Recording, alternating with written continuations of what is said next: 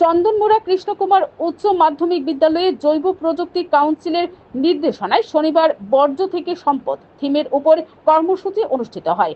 এই দিনের অনুষ্ঠানে উপস্থিত ছিলেন বিজ্ঞান ও প্রযুক্তি মন্ত্রী অনিমেষ দেববর্মা, উচ্চশিক্ষা মন্ত্রী কিশোর বর্মন সহ অন্যান্যরা। এই কর্মসূচির লক্ষ্য হলো উদ্ভাবনী ছাত্র প্রকল্প এবং প্রদর্শনীর মাধ্যমে বর্জ্য পদার্থকে মূল্যবান পণ্যে রূপান্তর করে টেকসই জীবনযাত্রা এবং পরিবেশ সংরক্ষণ সম্পর্কে সচেতনতা বৃদ্ধি করা। বজ্র পরিবেশ এবং সমগ্র জনসংখ্যার স্বাস্থ্যের উপর উল্লেখযোগ্য প্রভাব ফেলতে পারে, তাই এই উপকরণগুলির কার্যকরভাবে নিষ্পত্তির জন্য ব্যবস্থা গ্রহণ করা অত্যন্ত গুরুত্বপূর্ণ। তরুণ শিক্ষার্থীদের পরিবেশগত উদ্ভাবন এবং জাতি সংগঠনের দিকে তাদের যাত্রা চালিয়ে যেতে ব্যাপকভাবে অনুপ্রাণিত করবে।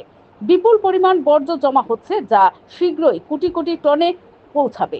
এই বজ্র একটি গুরুত্বপূর্ণ চ্যালেঞ্জ।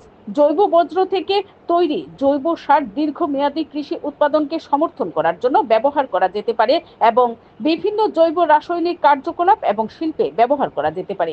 বর্জ্য পদার্থ ব্যবহার করে অর্থনৈতিক মূল্যের পণ্য তৈরি করা লাভজনক এবং টেকসই উভয়ই।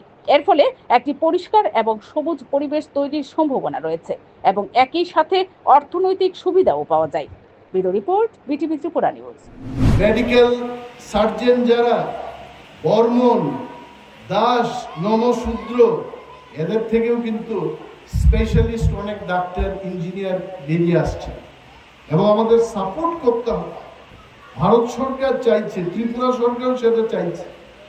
আমি একজন পিছিয়ে পড়া অংশের মানুষ, আমি চাই এই এলাকায় আমার দপ্তরের থেকে যাহাই দরকার, মন্ত্রী মহোদয় বলছিলেন এখানে মর্নিং ওয়াকের জন্য প্লান্টেশনের দরকার। 1 সেকেন্ডের মধ্যে আমি বলেছি, ভাই আমাকে জায়গা দেখিয়ে দাও, প্লান্টেশন আমি করে দেবো ফরেস্ট দপ্তর থেকে, কোনো অসুবিধা হবে না।